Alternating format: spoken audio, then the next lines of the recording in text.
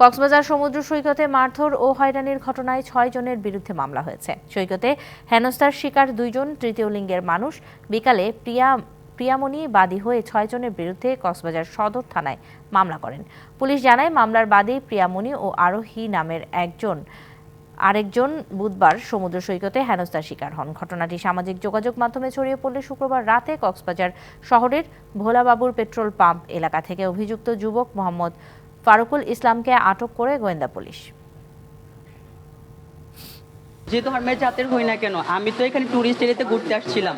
So আমি phone সাইডে দাঁড়িয়ে আমি ফোন টিপতেছিলাম, কিন্তু উনি ওখানে আমাকে হ্যারাসমেন্ট করেছে কোনো অপরাধ ছাড়া। এই ঘটনায় যারা জড়িত আছে বাকিদের গ্রেপ্তারের জন্য আমাদের অভিযান অব্যাহত আছে। আমরা যে ট্যুরিস্ট পুলিশ, জেলা পুলিশ এবং যারা এখানে বিচ ম্যানেজমেন্ট কমিটি আছে, আমরা সবাই মিলে একটা নিরাপদ পর্যটন নগরী, নিরাপদ কক্সবাজার গড়ার জন্য কাজ করব।